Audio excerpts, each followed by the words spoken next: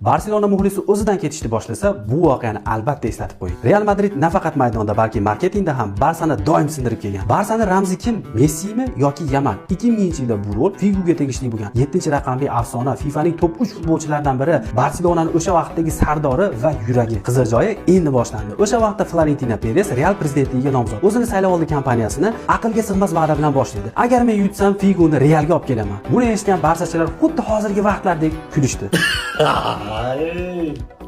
Figu bo'lsa chiqib, men Realga o'tmayman deb intervyu berdi. Lekin yashirin shartnoma allaqachon imzolangan edi. Perez yutsa Figu Realda, yutolmasa katta tovon puli to'laydi. Perez yutdi. Barsachilar xafa bo'lmaysizlar endi. Figu Real formasida maydonga chiqdi. Lokam portladi. Stadionda cho'chqani boshi, judizlagan bannerlar. Bu oddiy transfer emasdi. Bu marketing portlashi edi va bu jangda Real doimgidek g'alaba qozondi. Qani o'zimizni Xala Madridchini. Perez nafaqat Figuni transfer qildi, balki u butun Barselonani sharmanda qildi. Figu brendida uni ortidan Zidane, Ronaldo, Beckham, Raul shu tariqa Galacticos brendi tug'ildi. Bu shoshuvli voqeada Figu shunday degandi: Realni tanlash bu xiyonat emas, bu daraja. Figu sotilmadi, u upgrade bo'ldi. O'ynashma, o'ynashma.